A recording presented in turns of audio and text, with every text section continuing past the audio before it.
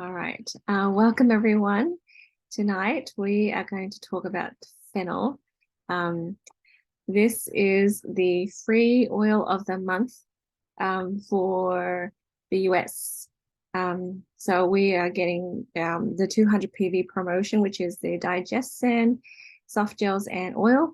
And if you order 200 PV, that means it's over 125, you get fennel as well. So that's like $100 of free products for the friends in the US. So that's perfect. Yeah, and it's a wonderful timing because I feel like there's a little bit of a stomach flu going around too. Um, so it's just perfect, all of this timing. All right. So does anybody have any questions about fennel before we get started? All right. And if you have stories and experiences that you want to share, you're welcome to as well, okay? So this is in my book, okay? And the updated version is coming out very soon. So my husband's has gone through it, and so now it's my turn to go through it one more time before we send it to the publishers. So look out for that with all the new oils. All right, so let's talk about fennel. So the very first thing you need to know is it's great for healthy digestion. You know, it's just fantastic. So it's good to take it internally. That's my preference. You can rub it on your tummy, but it's so much faster if you take it internally because it goes through the digestive system. Okay.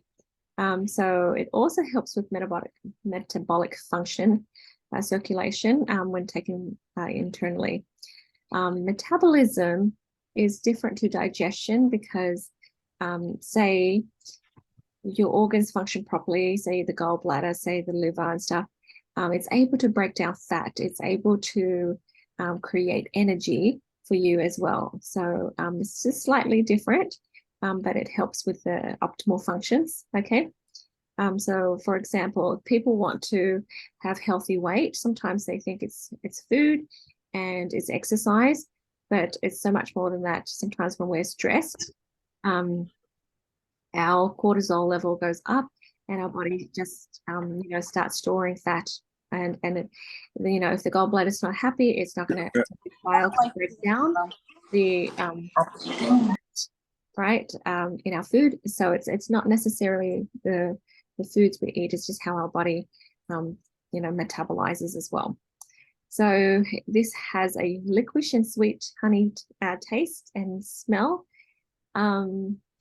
If you like licorice, this will be yummy for you. If you don't, then it's not too great. But I personally like licorice. I don't know if it's an Australian thing, but yeah, I like the black licorice. I love So, it. yay, that's good. I Um, love yeah, so you can add it to water and make a tea for yourself to manage food cravings, but also just to help things, feel good going down. Okay. Or you can put it in water and sip it throughout the day. Put citrus oils with that. So, just play around with it, get a glass bottle, put water, a couple of drops of fennel, a couple of drops of lemon, then, you're good to go. Okay. So if you want to do 2 to 3 drops in a veggie capsules, take it to 1 to 3 times a day in water or capsule. I've said it twice, and apply it to your tummy or the bottom of your feet. All right, so that's one of the best ways to use it. It's just going to help you detox all around, but mostly the digestive system. It's steam distilled from the seeds there. You can see that picture. So the main chemical constituent is trans. I can't even say this, antholene and alpha-pinene and limonene. So that's it. Okay, so let's talk about the physical usage and benefits. So for those people who are watching this and are breastfeeding, it's good for, increasing breast milk. So for people who need balancing, it helps regulate your monthly cycles, cramps, and menopause support. So helps with that too. So take it internally, helps that balance there. It helps with all things digestion and gut. You know, sometimes because our gut is unhealthy, we feel very fatigued because it's like an overgrowth of candida fungus, and it kind of robs our body of that energy. It kind of hijacks the food that we eat. So it creates bloating and gas. And so fennel can help with that. You know, helps cleanse things out and reduce the inflammation and help us, you know, go to the bathroom more regularly. Any type of weight issues, sometimes, like I said, it's not necessarily the food and the exercise. It's just, you know, our body's unable to metabolize properly. Okay. And it's appetite balancing. So if you find that you crave a lot of food, you want to take some of the fennel. There's other oils that help with that. So you can do grapefruit to help with the appetite on top of that. So sometimes when we are stressed, we, you know, we just overeat because our body's unable to get the message of satiety. And sometimes our nervous system is shot. So we just keep on eating and eating. So as we clean and clear our body, it's going to be so much easier to manage our appetite without having to, you know, have strong willpower and force ourselves to eat less. Okay. Helps with sugar balancing. In fact, if you drink it often, it tastes very sweet. And so your body is going to, you know, crave sweet a lot less, right? For fluid retention, take it internally. For your occasional coughs and congestions, it kind of starts clearing up the mucus. And of course, cleansing the gut. So if you've got something that you've eaten and it's not sitting well with you, take this to kind of help flush things out. Okay. Helps with the uric acid, because uric acid buildup can lead to gout, right? And you know, it's cleansing the alcohol from the system for those who overdrink and you know, have hangovers. It helps with cellular support. So you know, any cellular issues that we have, it helps the cells renew itself. Okay. And it's hormone balancing for men and women. So fantastic oil to use. Does anybody have any questions or experiences you want to share?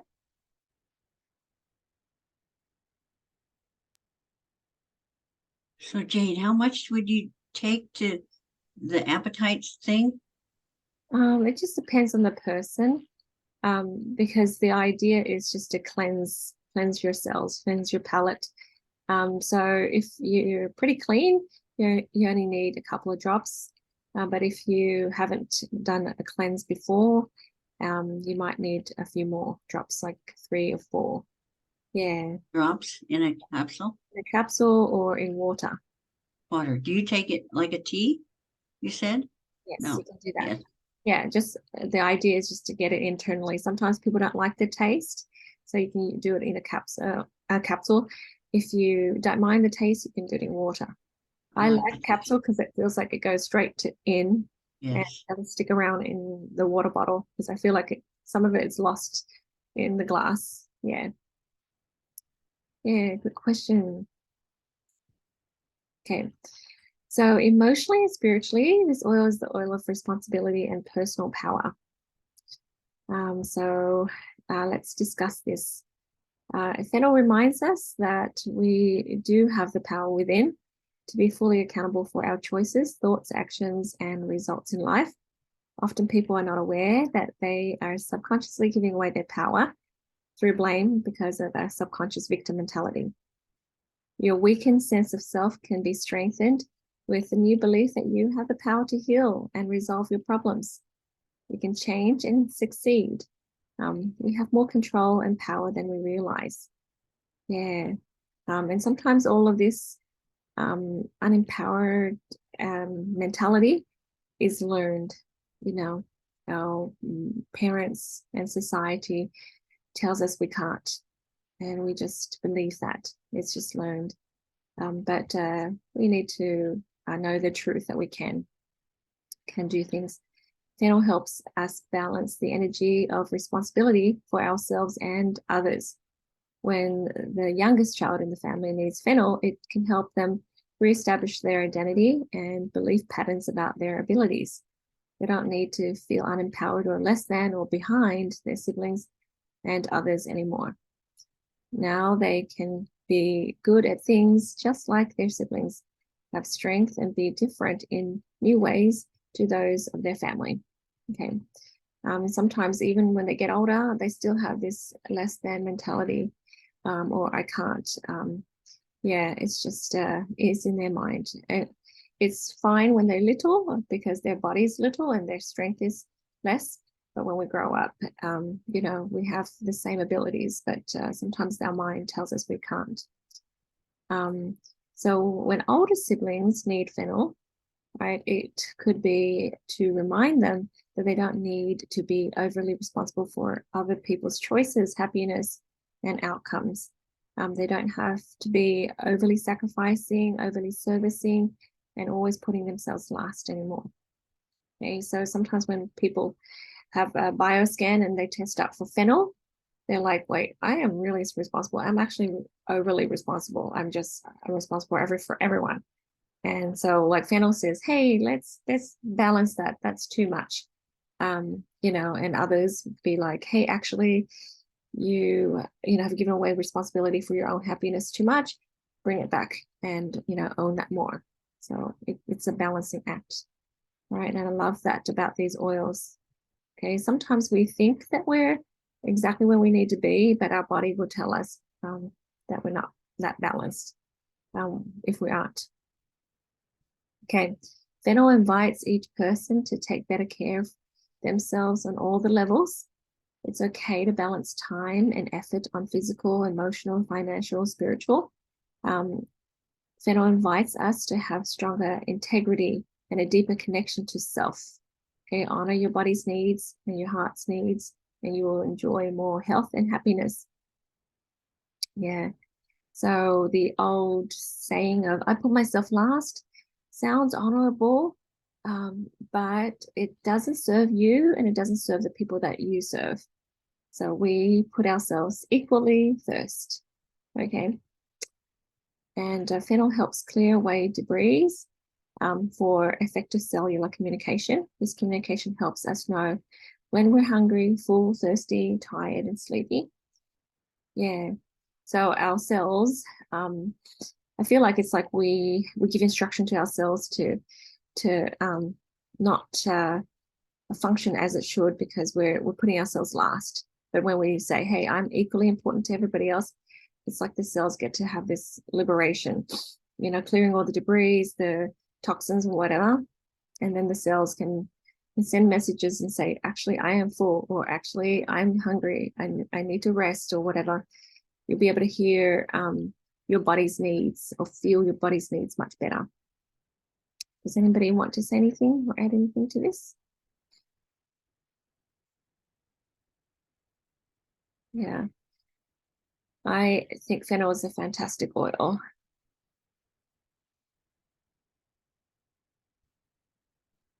Any comments?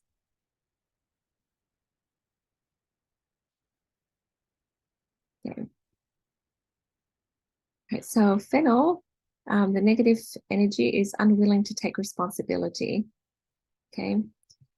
Feeling small, weak sense of self. And this is hard when people have a weak sense of self.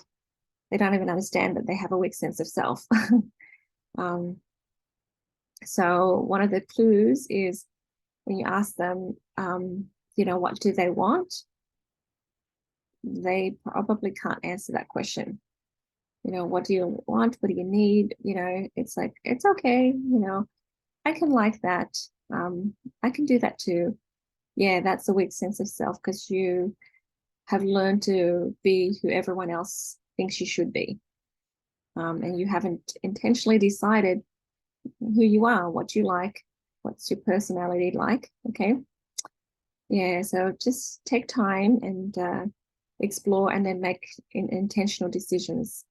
Okay, so numb to body signals we can suppress the messages from our body and ignore the messages, and so long that the body it kind of malfunctions because we've ignored it so much. And sometimes people are like, I don't know why, I just eat this thing and my body doesn't like it. And so it's sort of like a battle between you and your body instead of working together. Yeah. Victim mentality. Sometimes people that are in the victim mentality can't see that they're victims. They just feel weak and they feel like they feel stuck. Blaming, and sometimes we don't see that we're blaming. We see things as there these reasons and excuses that we feel is valid. We say, oh, my body doesn't produce happy chemicals, I have to be on antidepressants. My body doesn't this, my body is broken in this other way. But actually, we have the power to change that. Okay. Unbalanced responsibility. Perhaps they don't really take as much responsibility for themselves. They can't say, oh, that's my bad. Let me be fully accountable for that. Because if you say, I did that wrong, in your subconscious, the devil or the adversary will say, you did wrong, therefore you're bad. And because you're bad, you are not enough, and you're not loved if you're not enough. You see what I mean? So you hear Satan say that, and if your brain goes there, that means anytime you mess up, you're like, here we go again. I'm the worst. All right. So that means you haven't taken responsibility for your actions. You've let the adversary tell you what you need to think. So instead, you say, okay, my bad. Let me fix it, without letting it go all the way to now I'm the worst person in the world. Nobody loves me. Take responsibility for others. So it's more like overly responsible for other people. Of course, if you have children, you need to be responsible for them to a certain extent until they get a little bit older. But when like a mum who's a martyr, she trains her kids, to whine and complain, and because she feels the responsibility for their happiness. Yeah. So, and then entitled. Okay. So, expecting the world to take care of you without you having any responsibility in that, or a lot of passiveness. Okay. So this is just hard to swallow sometimes, and that's why it's people have a hard time digesting. Does that make sense? Yeah. So Fennel helps you kind of digest those things and take it internally and let it be a part of you, and learn from all of that. So thoughts and beliefs that you may have in the back of your mind, even if it's subconscious, even if it's inherited, it's just patterns from generations. Those patterns create those emotions. Okay. So you might say, I'm a victim to time.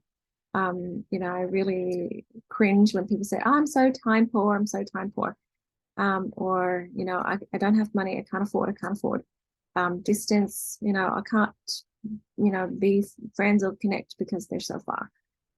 There is a mini little bit of truth to some of these things, but not to the extent where there's no solutions. Okay. Blame relationships, health problems, weather, or age, and other things. Okay. Yeah, like race or whatever. There's just so many things that we don't really, if we question ourselves, we don't need to use that as an excuse to remain in our helplessness. Okay. I am too small, too young, too weak, not as capable as so and so. Might be that kind of thinking.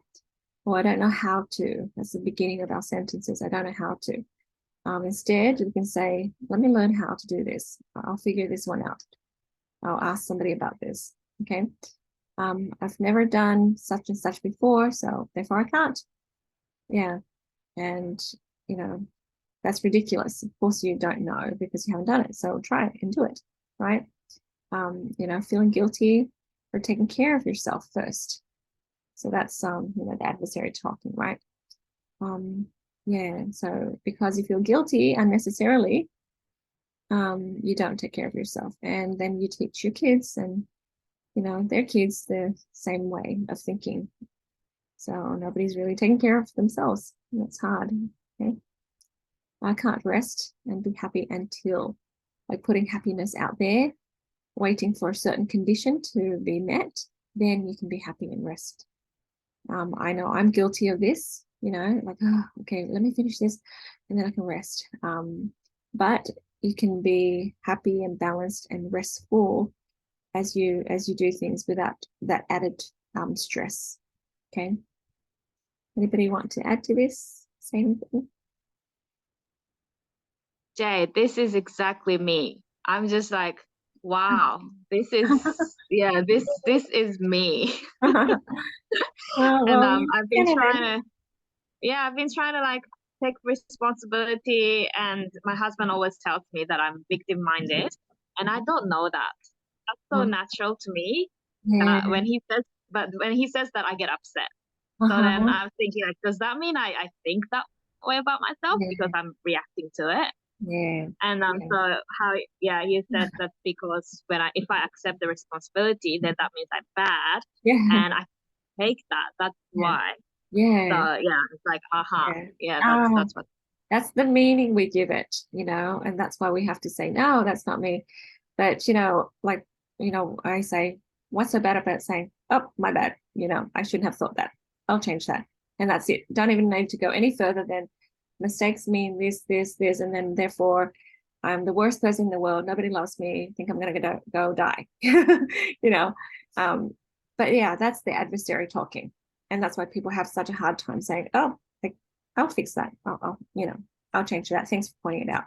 So any button, any type of ouch and offense that we feel, say thank you. We found a button that was there that I didn't know was there. Right. And then we learn to be spiritually mature. We learn to be emotionally mature. So imagine if you're emotionally mature, when your friends or you point out to your friends, hey, you're saying this bad thing about yourself, stop. And you're like, oh, yeah, thanks. The reminder. That's great. I'll do better. Um, it's so much easier to talk to them instead of like walking around eggshells and saying, oh, am I saying the right words? Is she going to take it right? And it's so scary to talk to those people because even if you say something real positive, they can turn it around and say, oh, you offended me. So like, a typical joke that my husband and I laugh at, sometimes someone says, hey, you're so pretty today. And you're like, what? I'm not pretty yesterday or the other day. And we're like, wait, that's not what we meant, And that's the victim mentality, because they'll see everything as negative.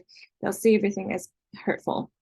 Well, when you like totally just mean, this is great, that's all I meant. Okay. So with those lenses, they change everything to hurtfulness and pain because, they've already decided that they're not good enough. Right. So we can get rid of that and say, we are powerful children of God. We're loved and we're important. Nothing changes there. Nothing, nothing, nothing. But I'll tell you later how to fix this. But yeah, it's good that you guys can recognize yourself in this. All right. So the positive energy that we can choose is to be responsible and accountable. Be in tune with our body. So if our body says, something's hurting in here, like, oh, then you need to fix it. If you haven't honored yourself, then don't expect the world to honor you, right? So if you say, look, it's time for me to go to bed now, I'm sorry, you guys take care of yourself, and yeah. But instead, sometimes they're like, oh, I have to be the last one, I have to sacrifice everything, and because you're like that and you don't honor yourself, it's hard for people to honor you. So if you respect yourself, suddenly people feel like, oh, better respect her. She said yes, and that means that's yes. And she said no, and it means no, right? So feeling satisfied. If you're not satisfied, then choose to be satisfied with whatever it is that you need to be, instead of remaining in that dissatisfaction. It's not necessary. How would you like it if, like, a mother says, oh, being a mother to you is just so painful, so much work. Woe is me, I've suffered so much. You would be like, I'm sorry I existed and caused you suffering. You know what I mean? So wouldn't it be nice to say, I love being your mom. This is wonderful. Thank you for being my daughter. Then you'd be like, oh, hey, thank you. I haven't caused pain to people, right? feeling fulfilled. You need to be fulfilled yourself, right? And that means go to God and fulfill all your needs.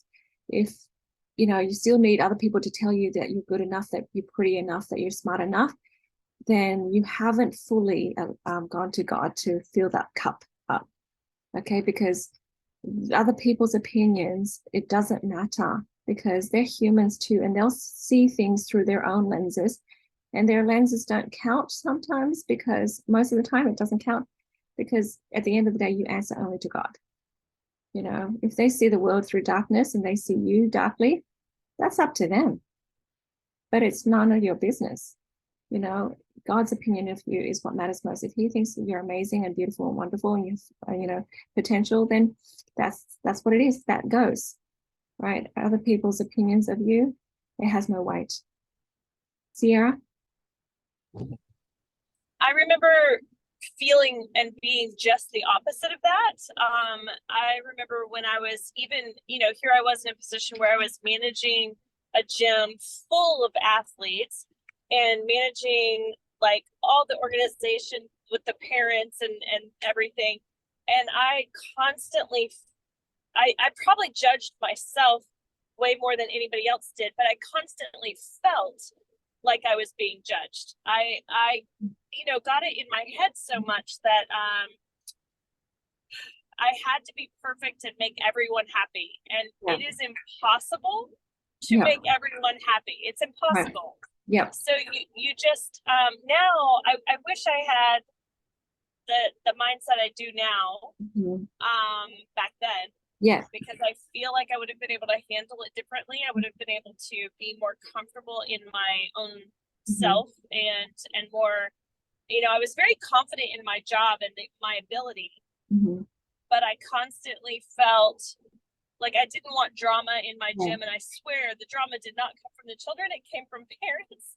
But handling that, I was never the best at handling it because I took everything very personally. Like it was, if there was a problem at all in anything, whether it was just like a scheduling problem or a girl got sick and I have to replace something or change something and there was bickering about it from the parents, like if there was anything, I felt like it was a personal attack when it really wasn't.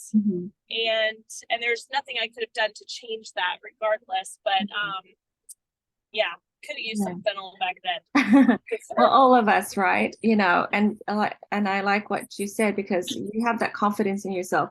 So either we are on this extreme, like, oh, I don't know stuff, people help me please, or we're on the other extreme, like, I know lots of stuff, let me help you, right? That's still the two extremes, and we need to be in the center, because when we're over here, we put everybody on our shoulders. Everybody's happiness is on our shoulders. Everything has to work out right, and if things don't work out right, then it's my fault and I need to fix it. And it's just annoying because I don't have control over other people. And so what happens is we become more and more controlling, instead of learning to be objective and then deciding that you're going to be happy with your efforts because you checked in with God and God's pleased and you're pleased, and that's enough. And other people, whether they're pleased or not, that's up to them. Because you know what, when people who are complainers, and they're whiners and stuff, they probably haven't decided to be happy. So no matter what you do, however you change, however the situation changed, they'll still not choose to be happy.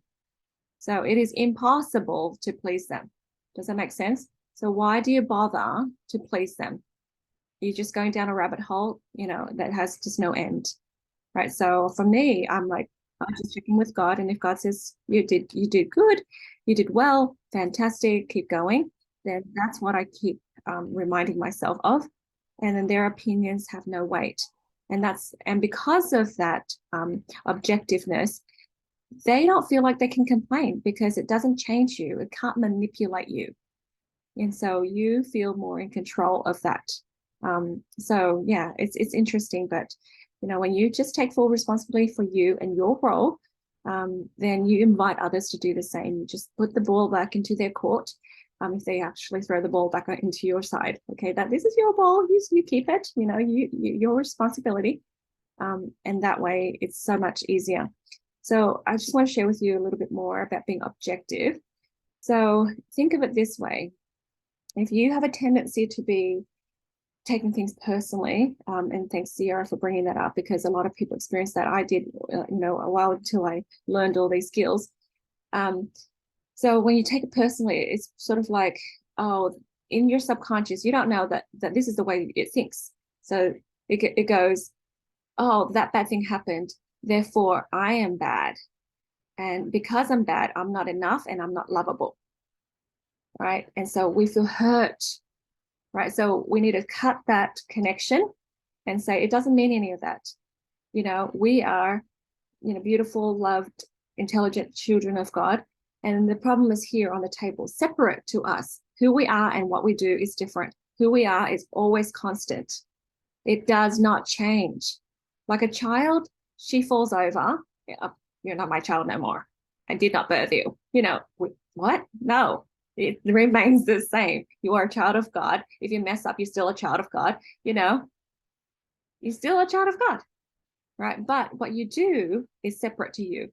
So a child of God that's loved and that's amazing can still make mistakes. And if you look at your mistakes as, I'm going to put the mistakes on the table and look at it objectively, like a spectator would look. And then if you have a friend and a friend points it out, think of your friend and you on the same side of the table, not your friend becomes a villain. When you're a victim, you think everyone else is a villain. If they say something nasty about you, you change the role and you suddenly, villainize people. So don't. Just take them as your friend and we're sitting on the same side of the table looking at the problem together, right? And so we say, okay, what's the problem? Oh, I lack the skills of, speaking to my clients properly, or, thinking about my client in the way that will benefit them, putting myself in their shoes. Okay, so here's how I can do it. So you solve the problem without it ever affecting who you are, because you're solid. You're solid. You need to anchor who you are. Okay, that is the solution. And when people take things personally, they get hurt. They haven't anchored. They haven't learned to anchor, right? And so we'll talk about that in a minute too. But this is how I teach my kids. The problem is over here on the table. You and everyone else is on the same side. Everyone's on your side. And we just look at the problem, just separately, objectively fix the problem. Like this child of God, she fell over. Okay, well, this child of God will learn how to walk eventually, right? So you still are remaining the same, okay? The same beloved, important child, right? So owning your power of choice fully. So I can choose to change this problem that's placed on the table, right? That is spiritually and emotional maturity, okay? Choosing to be the victor. Heavenly Father and Heavenly Mother has succeeded. So will I. So I will fumble. All right. But the grace of God covers that fumble and I can try again. All right. You need to prepare your argument against the adversary, because the adversary will tell you, oh, you did bad, therefore you're bad, nobody loves you, and you're less than, nobody respects you, blah, blah, blah. Okay. But your response will be like, hey, hang on. No, I'm a child of God. I'm a victor. I get to try again. The grace of God covers me. Let me try again. Done. Okay. So that's the skill we need to learn. I am capable, believing that you're capable, right? And making the choice. I am capable. I have godly powers within. I'll activate it somehow, right? Just believe that it's in you, right? So we learn all these things, but do we believe it? Right? Yes, we need to believe it. And I'm confident, and not confident in that you have all the skills and you're born perfect. You're confident in your God-given intelligence to become, right? And so I tell people I'm confident in God's confidence, right? He sent me here. He knows I'm going to figure it out. He's got helpers, right? He's got angels and stuff to help me. So somehow through my fumbling, I will figure it out, right? And then they will figure it out too. And so when you speak to other people, you speak to them with this feeling of confidence. I'm confident in them too. And so suddenly they lend your confidence and they feel confident in themselves and they step up to the plate. When we don't feel confident in others, when we approach them, we're just setting ourselves up for an argument, right? Because we know that they can't handle it and suddenly we start a fight. So if we're confident that they understand, confident that they can figure things out too, when we approach them, somehow they just feel that, and most of the time things work out beautifully. Okay. So here's the positive enlightened thoughts and beliefs to adopt. If others can do it, I can too. I remember I wasn't able to speak English very well. I grew up speaking Vietnamese, and I learned English later, and I learned to read later than some of my friends at school.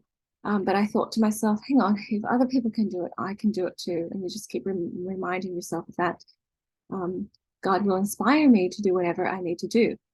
So instead of overthinking, over-worrying, overly carrying responsibilities for others, because what happens when you're over on this side and over responsible for people, your mind is wrapped up in possibilities of problems, and you want to cover those problems before it happens, and it's never ending.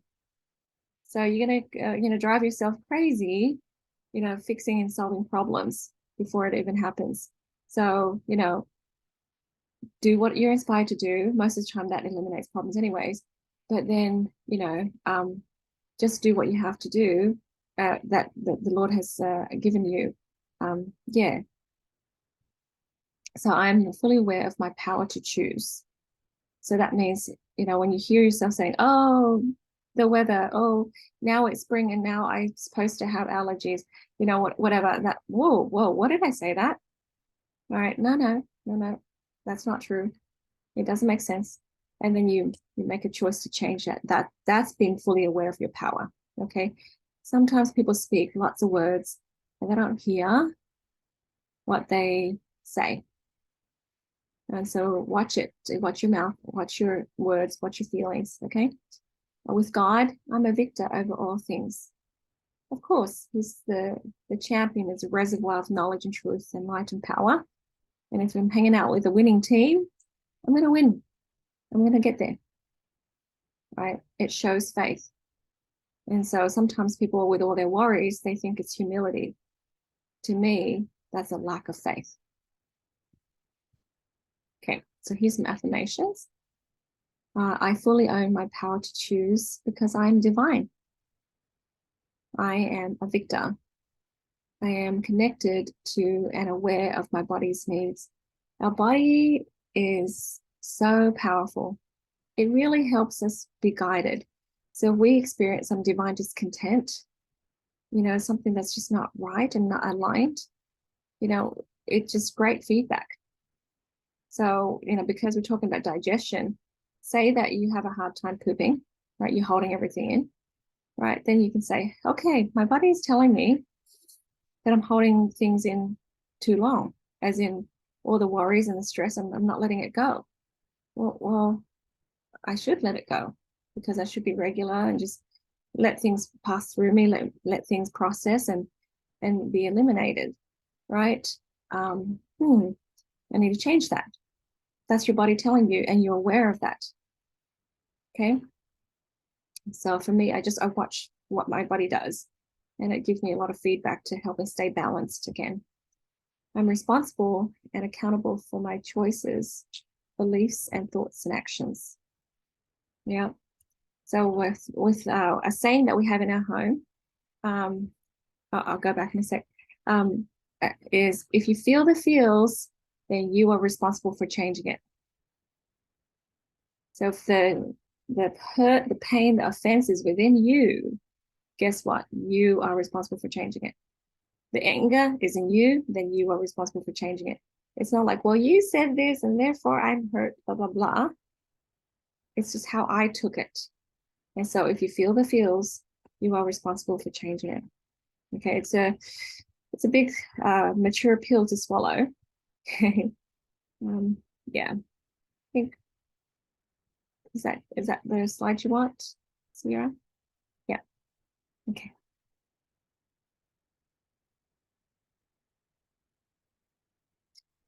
All right. So what do you guys think about that? If you feel the feels, then you're responsible for changing it.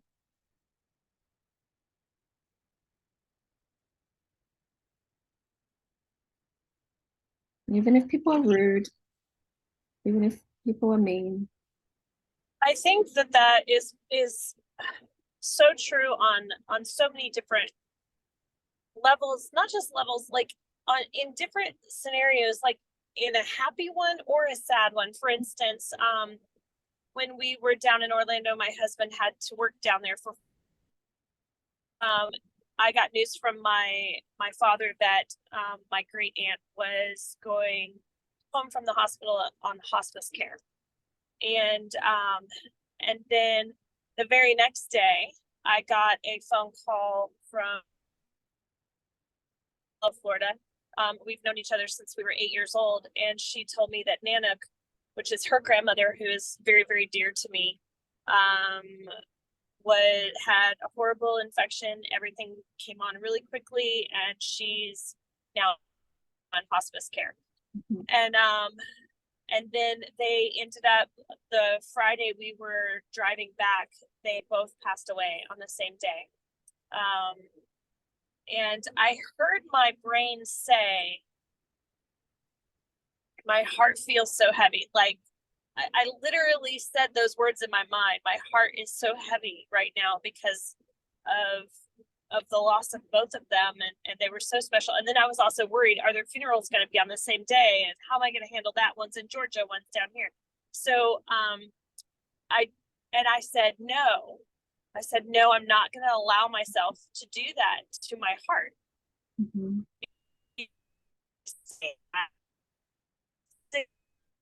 My heart might be heavy. And I remember you saying, feel the feels. So I was like, okay.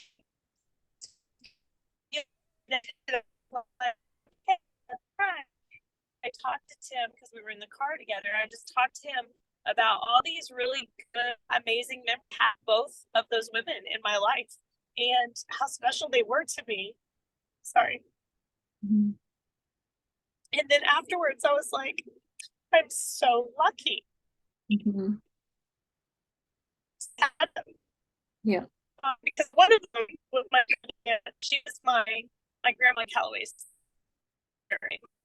My dad's side was such an unkind and very unhappy woman who treated us very, very badly.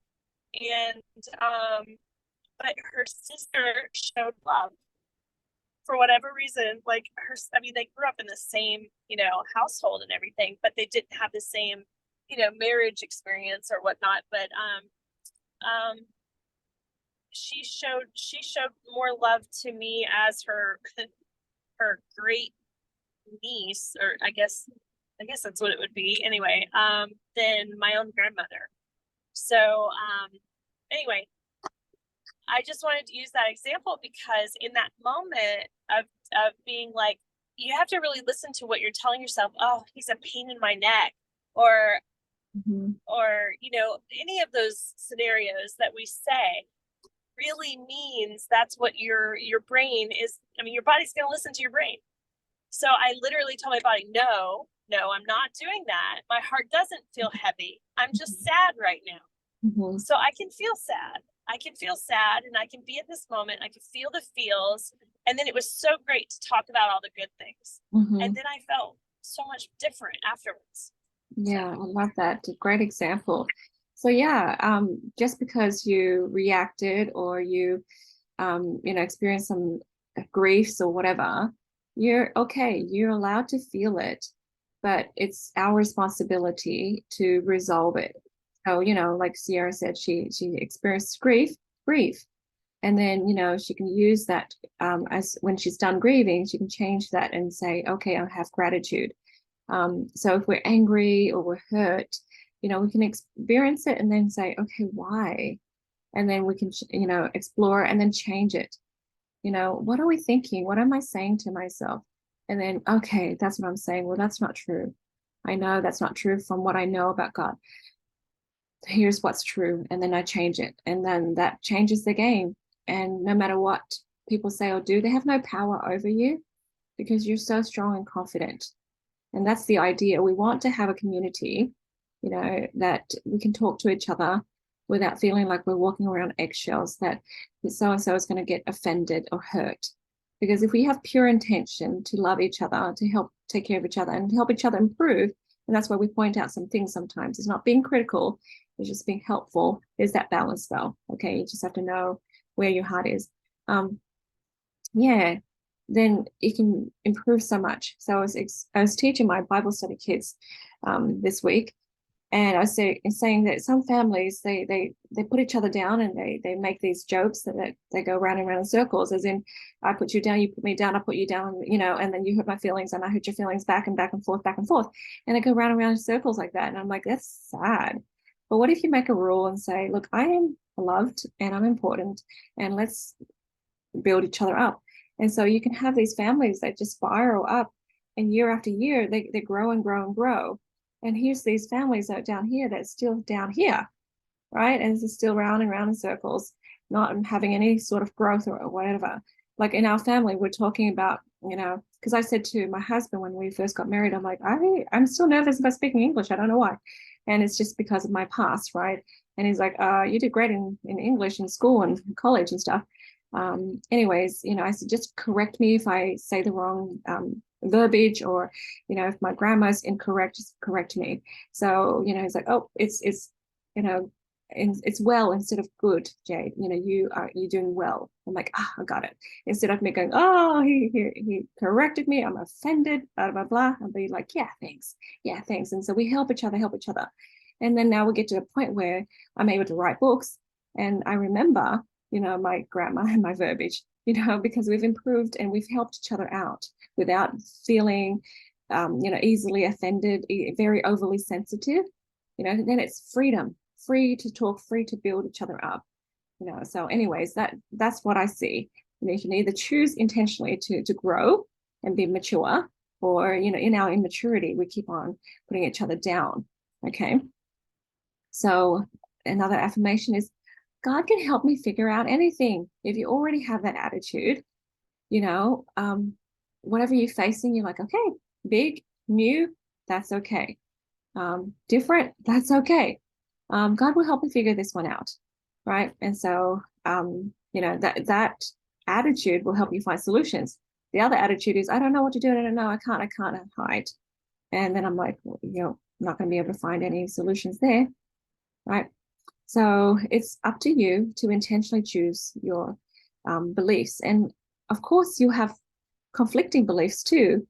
So in the end, the belief that's the strongest will win. So watch your actions. If your actions are like, run away, hide, whoa, too much, I'm overwhelmed, then you still have some negative beliefs that are countering some of your positive beliefs. So identify them, find them, and root them out. Okay, and eventually your more positive, you know, affirmations and beliefs will shine the negative ones. Yeah, but just remember, you can still believe in something positive and hold on to something negative at the same time. You know, but your actions or the results will tell you, you know, what is stronger. Hope that makes sense. And a very simple affirmation is, I can. Yeah, I can. Yeah, so I can have a wonderful marriage. I can have a wonderful life. I can create my happiness. I can create abundance, right? I can solve these things, right? If other people can, you know, like for me, when I first joined doTERRA and I felt like God wanted me to do it, I said, if other people can be diamond, I can be diamond, right? I just said that. And I keep reminding myself anytime that I have these negative thoughts, I'm like, no, I can. Yeah. So there you go, guys. All right, so companion oils for fennel. For digestion, of course, you can do peppermint, lemon, wild orange, and aniseed, and cinnamon, and all that is wonderful for digestion. But if, you know, just giving you a few just for simplicity's sake. For breast milk to kind of, you know, help more production of more breast milk, you can combine 2 drops of lavender and 2 drops of fennel. Take that internally, and then you can rub it around your breast area, you know, for nursing, if you, after you nurse, okay? And so by the time you nurse again, the smells and the flavors will be gone. And then, of course, add PBSs to that. So fennel is one of those oils that I remember when people say, hey, how do I increase breast milk? Okay, so there you go. Yeah, just in case you need it or you have friends that need it. Yep. So let's take some actions. How would you like to use Fennel? Knowing what you know today, how would you like to use Fennel? You can type it in the chat. Yep, or just, raise your hand or unmute and share.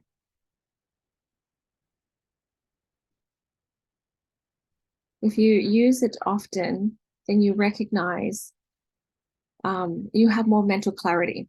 You recognize, oh, that's my feelings. Oh, that's me choosing negative. You make that connection. Oh, I chose to be mad. I chose to yell, or whatever it is. So, it just kind of helps cleanse you out and just clear away the blinders. Yeah. Does anybody want to share how we use Fennel?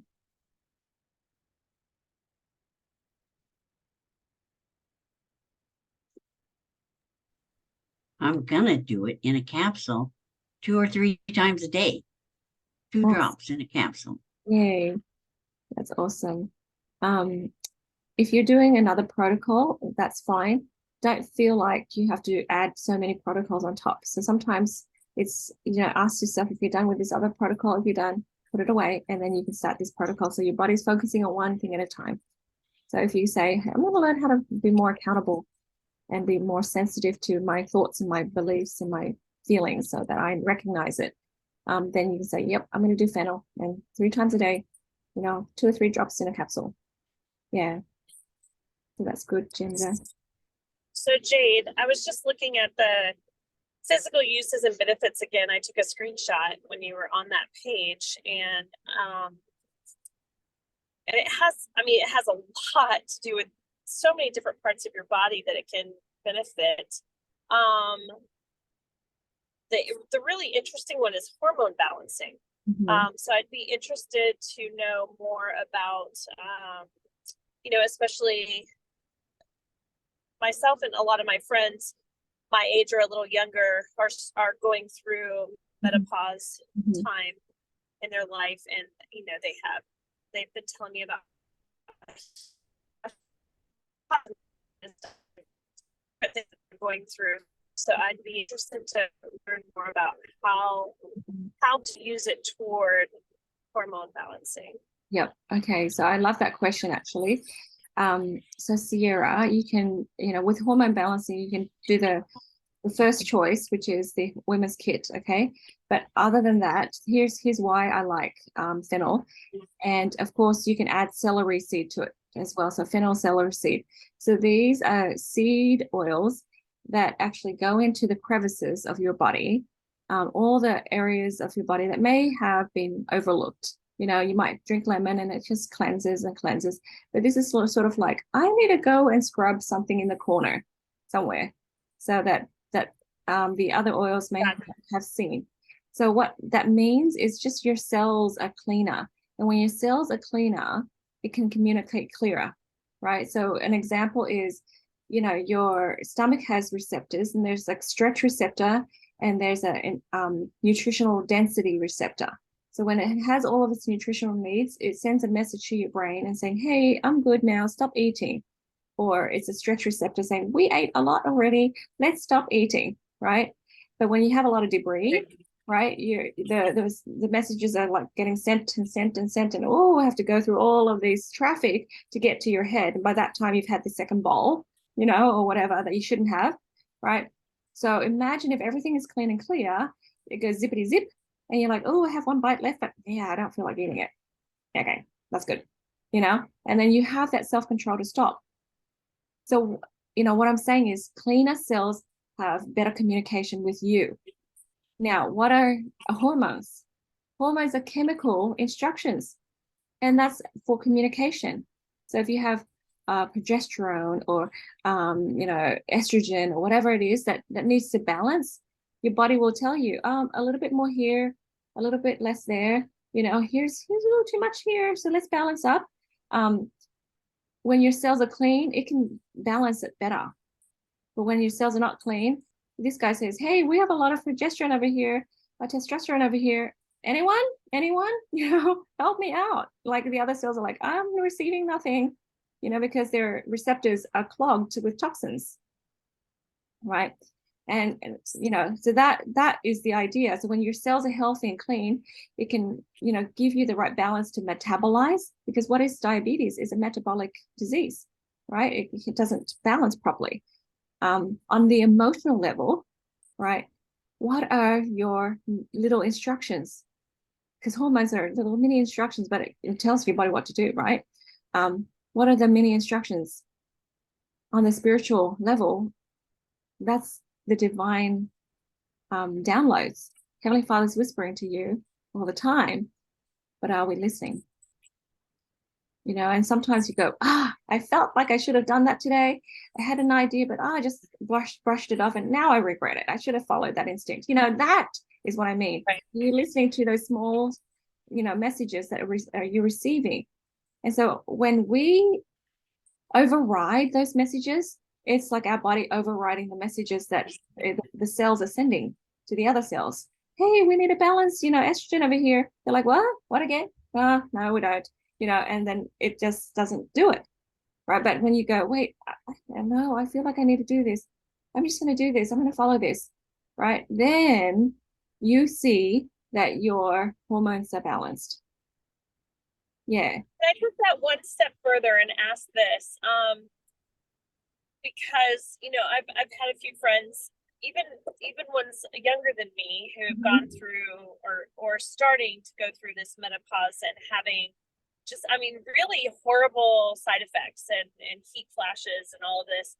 And there was a short period about 2 months ago where I felt cold then hot and cold then hot in my bed, only in my bed, not during the day or anything, but only at night in my bed. And I thought, oh, I must be starting this menopause or whatever.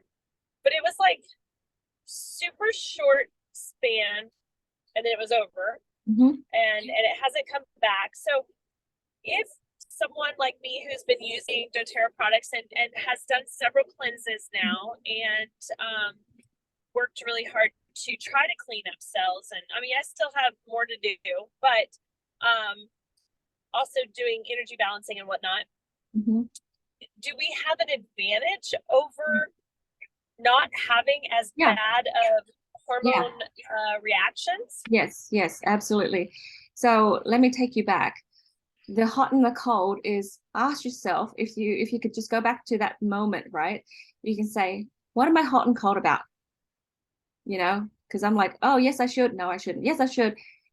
I've had a friend that says, hey, Jade, recently I've had this thing. Am I going through menopause? And I'm like, well, you know, ideally, like I learned from Dr. Hill that, you know, when you reach the menopause, it's a new chapter and your body eases into it. It doesn't have to be, woo, hello, you know, big, you know, production. It can be eased into, right? And so like my mom, you know, when she turned a certain age, she's like, I don't know, I've not had my period and stuff, and I'm feeling funny. And so I helped her with a women's health kit and helped her do the cleanse and all that. And she started her period again, but it like was less and less and less, and it tapered off and tapered off and tapered off. And it was just nice and smooth transition, as it should. But nobody tells you that. Everybody tells you like, wow, big chapter, boo, you know. And so like when we have our periods, the same thing. It's PMS, ooh, you know, but nobody tells you that actually you don't have to have cramps. Actually, you don't have to be grouchy. So if people tell you this, here's the culture that I would love to introduce to people. When you are about to have your period, and when you do have your period, it's a time to release. It's a time to heal, right? It's a time to rest. It's the season. You know, in the winter season also of the year, it's more of a reflection time and time to rest, you know. And then there's different seasons to do different things, and we need to do those things in those seasons. So if you say, oh, this next week, I need to rest more. I need to plan lots of rest. I need to plan lots of journaling, lots of, you know, introspection, lots of energy balancing sessions for myself. You find that the period goes a lot smoother. So with going back to, you know, when you have hot and cold, you know, I had a friend say that to me one day, and I said to her, what are you hot and cold about?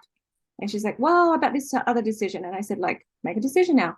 And then she did, and she's like, oh my gosh, Jed, like it hasn't come back. I'm like, yay. You know, it's we're not victims to menopause.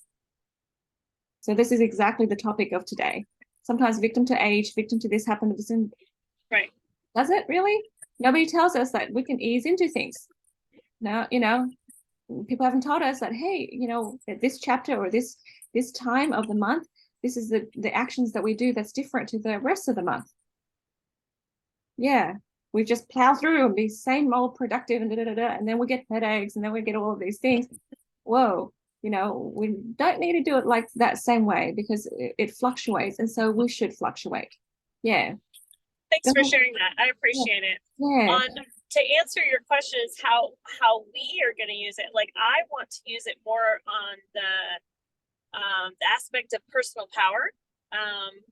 Not any of the physical list, except maybe the hormone thing now. I think I might add that in just to kind of assist that. But more like the part that really stood out to me is like having personal power over those triggers, because I still have triggers. You know, I still have things that I take offense to or immediately have a reaction to if somebody says or acts in a certain way. And it's way less than it ever used to be, but I still have obviously things to work on. And I love that you said, look at it like, hey, I'm grateful you pushed that button because now I know what to work on. Like it's funny to be grateful for somebody pushing your triggers, you know. Yeah, we're grateful for repentance. That's what we need to be, you know. Yeah. So I appreciate that. Oh no, great questions. Really great questions that you have there. So you know, sometimes people can be rude and mean and like unsafe. You're allowed to feel unsafe around them, right? But we don't have to react. That's the thing. So we don't have to be numb and say, hey, I don't feel nothing. But we'd be like, I see you. I really do see you. I see me. And, you know, this is not a good space. But we're not like, oh, now I'm feeling so offended. I'm going to go home and cry. Right. So when that happens, then, you know, you made it. You're done. You've graduated. So it's not like zero feelings. So if you're saying, hey, you've reduced your reactions, that's a really good sign. Yeah. Go ahead, Rosie. Hi, Jade. I just wanted to, I was just going, whoa, yes, sister, with what you were just saying about menopause. We're labeling these stupid goddamn things. I totally, people say to me, because I've gone, I feel like I've gone through it, but I don't know because I've just had, like I'm going into my 60s and I've had the 50s where I don't know, I've been using the oils and I feel good. And when I know that I'm in a downer, I know it's a negative feeling for me. I don't blame it, but I have friends say, oh, Roz, it could be menopause or it could be this. And I go, what a load of shit. Sorry, I didn't mean to say that. But what a load of crap, because the thing is, it's like I remember Louise Hay said when I was really young, I was reading her book and she said we shouldn't be negative about our periods. We should be grateful because periods are a part of us becoming a woman to be able to give birth. And that's something we should really embrace. And having to say goodbye to my periods, number one, means I'm maturing, and I look at it like, wow, I'm really getting a lot more mature and I'm more open and I can be a better person of myself, and I can look back on my years and go, wow, everything I've learned, maybe it's not always been the best road, but I'm a better person for it. And yeah, I don't believe in labeling anymore. I feel like it's like, you know, all of these oils, they help us through whatever we need on our emotions. Yeah, that's amen, Rosie. That's exactly true. Let's not label. And so as soon as we label, it's like giving our power away, right? So we just need a question. And just watching my mom, you know, just taper off. And she's like, oh, I got my period again. Once you know, because once I started her on the women's health kit, she's like, guess what? I got my period again. Was that supposed to happen? I'm like, you know, if your body needs to do that, that's fine, mom. You know, it's not like big period, no period for 3 months, and then big period, and you know, so it's just period, but it tapers off and it's lighter and lighter period every month, and then it's like done, right? And I'm like, wow, the body is amazing. It knows what it should do. And you know, I had a friend that's like, I never knew that you can have a period without cramps, Jade. And I'm like, yeah, you know, because we get these notions, like the world says, oh, yucky, like Roz said, you know, like ashamed of it or hate it or whatever. And then you've got cramps and you're supposed to be angry and you're supposed to like make everybody's life miserable. Whoa, hold it, you know, hold it, sister. Maybe not, right? Can we use that time to have more peace and quiet and introspection? So I tell my kids the same now. You know, when that time of the month comes around, you don't have to do as much as you used to.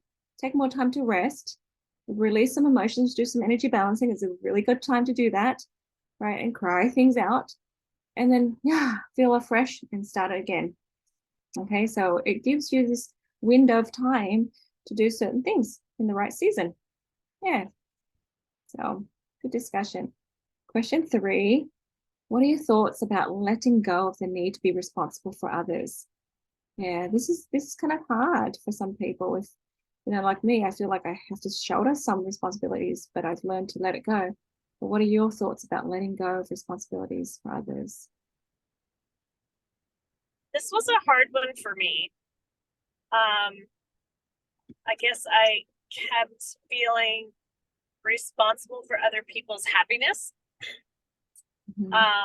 I mean, I can't say it was. It still is a hard one for me. So we were just out in Seattle with my other daughter and visiting her for Christmas, and I started having this extreme pain in my back, and I mean, it was so bad that I wanted to pay $200 to go to a chiropractor. That, you know, I because you can't just go to a chiropractor and say, adjust me or whatever. They have to do the whole workup and x-rays because they don't know you.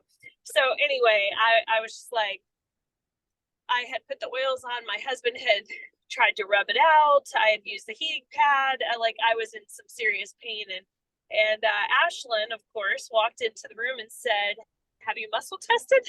Have you done a ITOVI scan on yourself yet, Mom? And I had it with me, but no, I hadn't.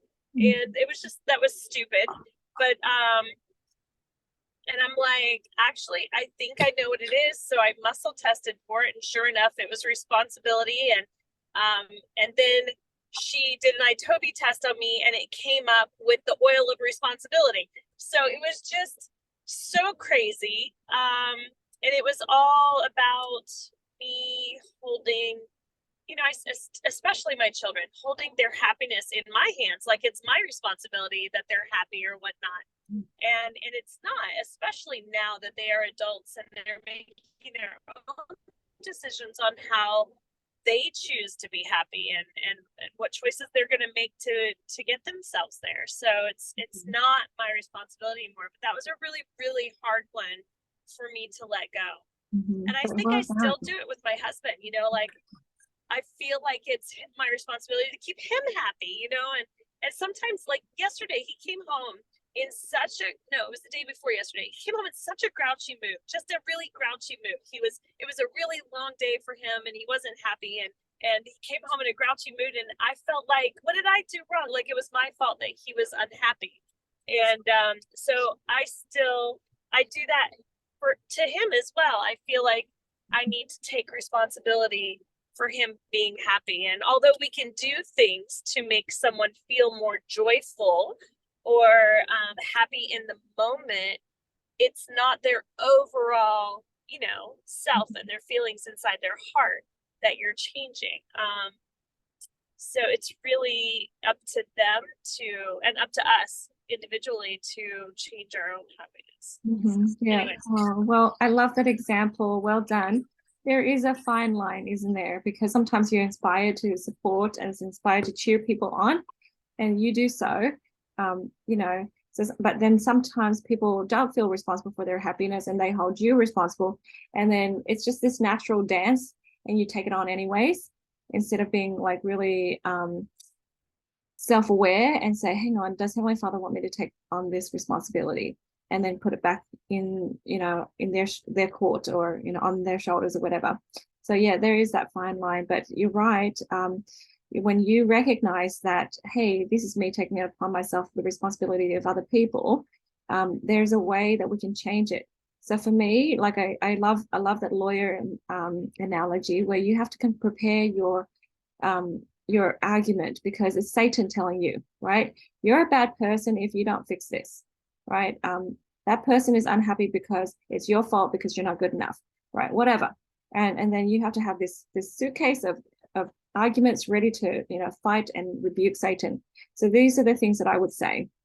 You know, I trust me because I'm a child of God, that I can find my own happiness. So therefore I will trust others like God trusts them. They will know how to find their own happiness, because what we're saying to each other is, I don't trust that you can figure this out, so let me jump in and fix it for you. You know, and it's insulting really, but they don't recognize that, and we don't recognize that. So I trust me and I trust them. And the other thing too is, if I jump in unsolicited, uninspired by God, then I mess things up. I make it worse, right? I extend their pain.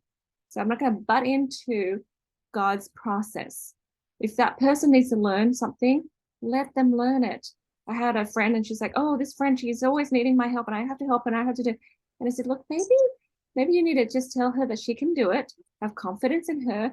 And sometimes people need to fall on their faces and need to fall really hard for them to say, oh, I can't go any further down. I can't reach out to anybody right now. So let me reach up to God.